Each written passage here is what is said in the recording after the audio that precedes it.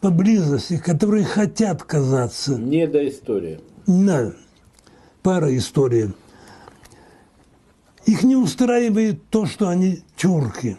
Они не хотят быть половцами, они не хотят быть кипчаками. Аланами хотят. Аланами престижно, аланы красиво. Аланы побывали в Западной Европе, аланы побывали в Китае, и где только не побывали. И на Руси аланы были. Я должен успеть подготовить статью о Малой Алании, которая была в Крыму. Угу. Чебоксары. Центр в Чебоксаре. Ведь мало кто знает. Думают все, что вот это Алания на Северном Кавказе. Нет. Была на Дону Алания, была в Крыму Алания, была на Нижнем Дунае, там где-то на пруте, маленькая своя Алания, но была тоже Алания. Если посчитать, то 4 Алании было. А может быть, Средняя Азия еще была. Престижно, красиво. И не надо писать и ломать голову.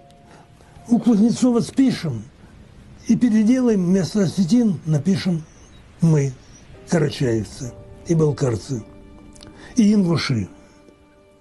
Но ингуши издали свою историю Ингушетии. Вы держали ее в руках? Конечно, она у меня есть. В 2011 году научная... Это предисловие президента. С чего начинается? Ингуши – один из древнейших народов мира. О, это говорит президент. Ингуши – один из древнейших народов мира. А этот Ибзеев, по-моему, который сочинил «Философия как-то мира», что ли, как-то так. И помните у него родословное древо? Когда открываешь книгу, родословное древо. Ствол вот такой мощный, они ингуши. А из этого ствола выросли славяне, германцы, китайцы, японцы, и кого только не, грузины, армяне. Это все ветви. И я им сказал: ребята, не бывает ветвей, если нет корней. Ваших корней и в помине не было.